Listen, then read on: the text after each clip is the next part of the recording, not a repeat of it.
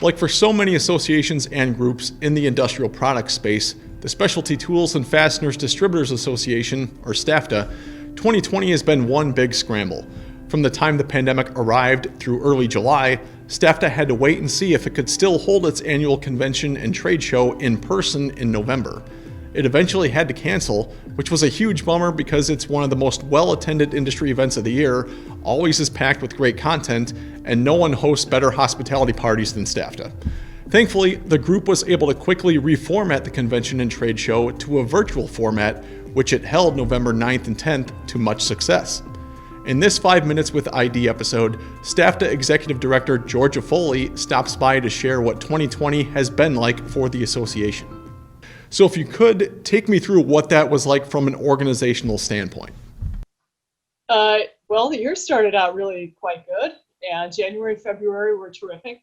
Then in March, I was at the University of Innovative Distribution, and that's when things really started to head south. And on the flight back from that program in early March, I realized that this was pretty serious stuff. I kept trying to envision myself as an attendee. What would I want to see? And I was looking at, what the hotels were going to do, what we could do, whatever people could do to feel comfortable and safe. And Orange County, where Anaheim is at the time, was actually outperforming the rest of the state as far as their safety protocol. And so things were looking very good for us at that time. And in the world of meetings, one of the things that you have to do is if the city or the state or the convention center is technically open, you have to go with the flow. So at that point in time, the convention center was open. So this was in May and June. They were going to actually have a reopening at the end of July. So they were going to be ready for us in November. They were accepting groups back into the center the first week of August. So if we had, some members were saying, you should pull out, but if we pulled out and the city and the convention center could welcome us, we'd be looking at severe financial penalties.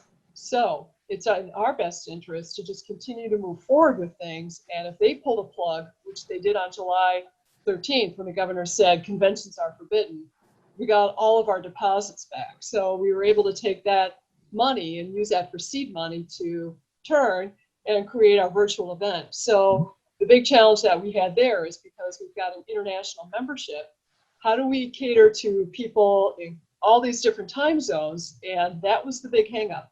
Getting the speakers recorded and kind of putting the structure in place, I would say that was the easier part, but trying to figure out the international component was a challenge. Plus we wanted to have it lively and colorful. People are burnt out on Zoom meetings, and we're in November towards the end of the year, so people have had several months of these.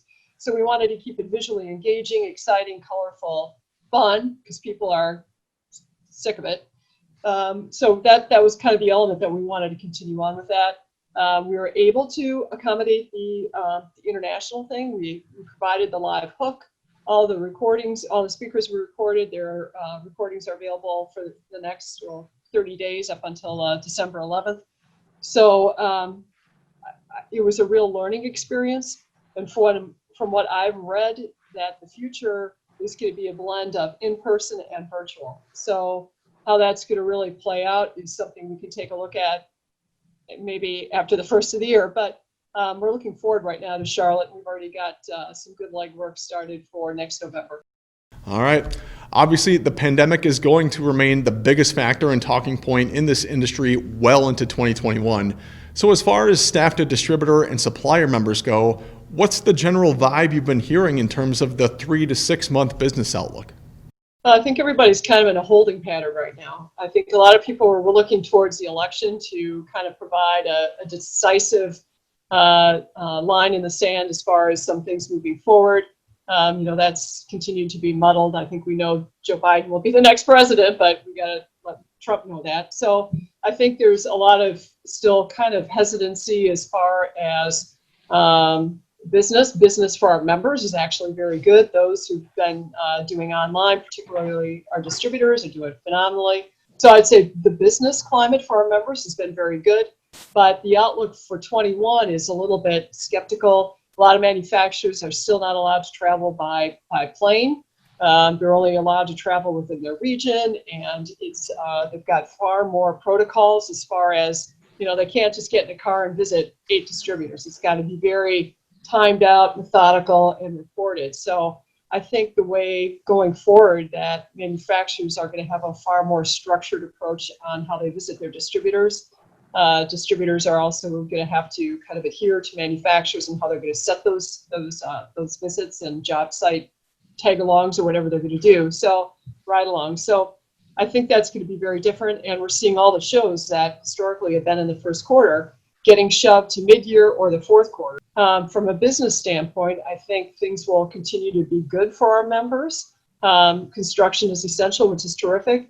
But I think there's still going to be some hesitancy as far as travel, as far as going to shows. People are going to be more particular as far as asking for what safeguards are in place and what protocols groups have taken and that type of thing. And that's, as I mentioned, we were getting ready for Anaheim to open it up live. Those are all the things that's trying to run all those bear traps in my mind to see what would somebody think of. So we've got all that in place now. We can apply that to Charlotte, so that's all good. But we'll see what the new year holds. But I know everybody's quite optimistic to get 2020 behind us and move forward.